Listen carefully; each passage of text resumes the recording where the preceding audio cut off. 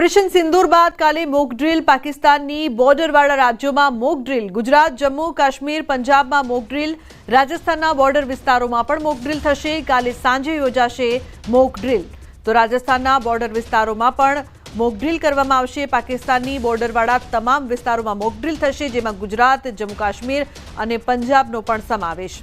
તો પાકિસ્તાનની બોર્ડરવાળા રાજ્યોમાં મોક ડ્રીલ યોજાવાની છે। કાલે સાંજે મોક ડ્રીલ કરવામાં આવશે। ઉલ્લેખનીય છે કે ઓપરેશન સિંદૂર બાદ હવે કાલે મોક ડ્રીલ કરવામાં આવશે।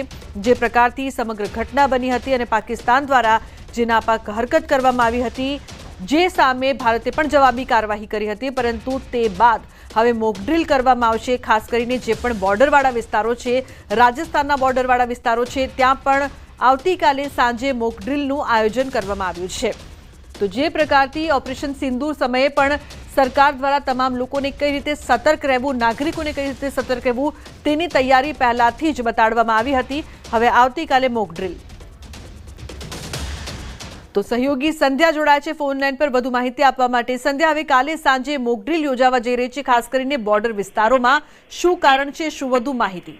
જી, કાલે સાંજે 4 વાગે બરાબર 4 વાગે 4 રાજ્યોમાં એટલે 5 થી લગભગ 8 વાગ્યા સુધીમાં આ સમય નક્કી કરવામાં આવ્યો છે ને જે 4 રાજ્યો છે પાકિસ્તાન સીમાને અડીને આવેલા, તેમાંનું એક ગુજરાત છે, કારણ કે સેન્સિટિવ એરિયા એ પછી કચ્છની બોર્ડર હોય કે પછી બનાસકાંઠાની બોર્ડર હોય, તો આ જે બોર્ડર છે પાકિસ્તાન આંતરરાષ્ટ્રીય બોર્ડરને અડીને આવેલી છે, તો એ બોર્ડર ઉપર સતર્કતા રહેવી જરૂરી છે। માટે આ મોક ડ્રીલ યોજવામાં આવશે। આ ઉપરાંત જમ્મુ કાશ્મીર, રાજસ્થાન અને પંજાબ જે પાકિસ્તાનને અડીને આવેલા સીમાવર્તી જે વિસ્તારો છે ત્યાં આ મોક ડ્રીલનું આયોજન કરવામાં આવ્યું છે। એટલે ફરી એક વખત લોકોને એ મનમાં સવાલ પણ થતો હશે કે મોક ડ્રીલ કઈ રીતે યોજાશે, આ મોક ડ્રીલમાં શું અલગ હશે? તો લગભગ એવું માનવામાં આવી રહ્યું છે કે આવતીકાલે એટલે કે ગુરુવારે ગુજરાતમાં સાંજે 5 વાગ્યાથી 8 વાગ્યા સુધી મોક ડ્રીલનો જે કાર્યક્રમ યોજવામાં આવશે, જે સમય નક્કી કરવામાં આવ્યો છે તે મુજબ આ મોક ડ્રીલ યોજાશે। અને આ મોક ડ્રીલ લગભગ એ પ્રકારની જ હોઈ શકે છે જે પહેલા પણ ગુજરાતના 18 જિલ્લામાં જે મોક ડ્રીલ યોજાઈ હતી, એટલે કે સાયરન વાગ્યું હતું ને ત્યારબાદ લોકો પોતાના ઘરમાં જતા રહ્યા હતા, તો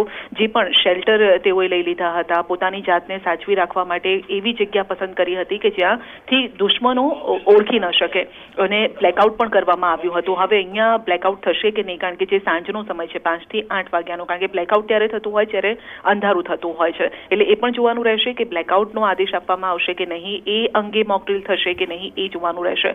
પરંતુ 7 મેના રોજ જે મોક ડ્રીલ થઈ હતી એ જ પ્રકારની મોક ડ્રીલ આવતીકાલે પણ થવાની છે। ને આ એટલા માટે થઈ રહ્યું છે કારણ કે ઓપરેશન સિંદૂર બાદ ભલે સીઝ ફાયર થયું હોય, પરંતુ પાકિસ્તાનની અવરચંડાઈ આપણે હંમેશા જોતા આવ્યા છે। સીઝ ફાયરનું ઉલ્લંઘન તે સતત કરતું આવ્યું છે અને સીમાવર્તી જે પણ વિસ્તારો છે, ઇલાકાઓ છે, ત્યાં હંમેશા તે ફાયરિંગ કરતી આવ્યું છે, જે સામાન્ય નાગરિકો હોય છે તેમને તે નિશાન બનાવતું આવ્યું છે। માટે આ સમયે આ મોક ડ્રીલનું આયોજન કરવા પાછળનો હેતુ પણ એ છે કે લોકો પણ સતર્ક રહે, જેથી આ પ્રકારની કોઈ પણ સમયે અડધી રાત્રે અથવા તો દિવસે પણ અઘટિત ઘટના ઘટે પાકિસ્તાન તરફથી, દુશ્મન દેશ તરફથી, તો તેની સામે લોકોએ પણ સજાગ રહેવું જરૂરી છે। આ હેતુ તેનો હોઈ શકે છે।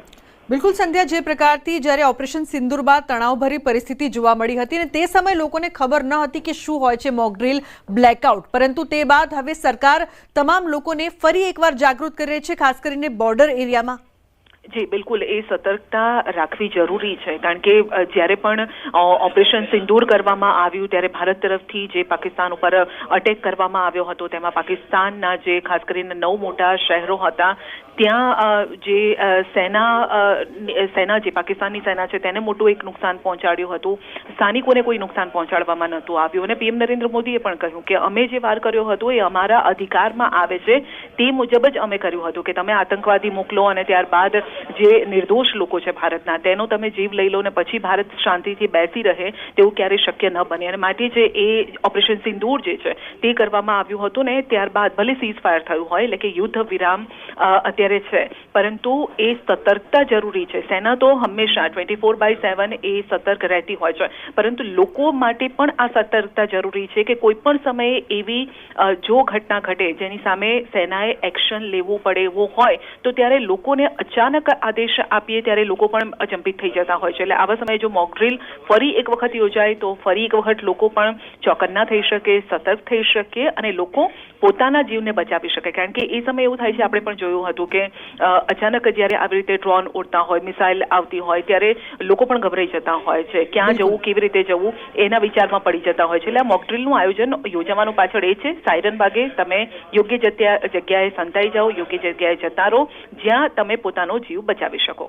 બિલકુલ સંધ્યા, આભાર સમગ્ર માહિતી બદલ. તો લોકોને સજાગ કરવાનો હેતુ છે, જેના કારણે કાલે સાંજે મોક ડ્રીલ છે તે યોજાવા જઈ રહી છે, ખાસ કરીને બોર્ડરવાળા વિસ્તારોમાં.